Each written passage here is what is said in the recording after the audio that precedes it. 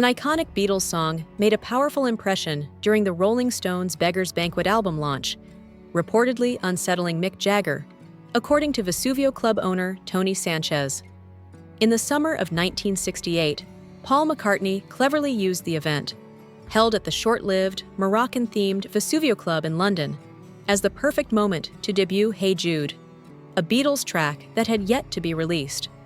The evening was a celebration of three major events: the club's grand opening, Mick Jagger's 25th birthday, and a first listen to Beggars Banquet, fresh from the Stones' studio sessions. Things took an unexpected turn when John Lennon arrived with Yoko Ono, soon followed by McCartney. Tony, a longtime associate of the Stones, recalled how Paul approached him at the DJ booth and handed over an early acetate of Hey Jude.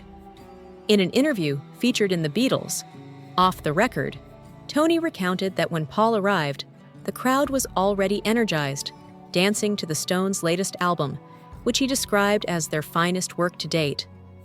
Paul then subtly passed him the disc, suggesting he give it a listen.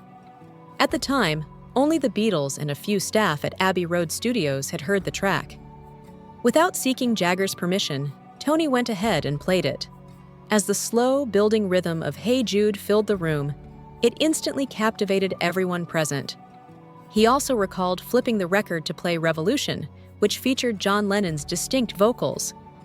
Once the music ended, Tony noticed Mick Jagger appeared visibly annoyed, feeling as if the Beatles had stolen the spotlight from the Stones. The late Marianne Faithfull offered her own recollection of that night in a 2007 interview with The Guardian.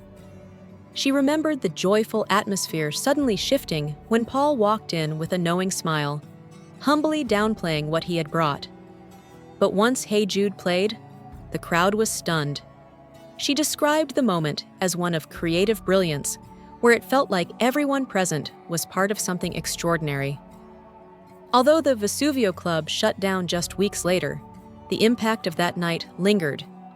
Beatles publicist Tony Barrow later described Paul's move as a masterful example of promotional timing and showmanship. Despite being caught off guard at the time, Mick Jagger eventually praised Hey Jude for its orchestral innovation. He later acknowledged that the track directly influenced the Stones' own use of orchestration in their 1969 hit You Can't Always Get What You Want, noting that the Beatles had demonstrated how strings could be used to elevate a song rather than merely embellish it.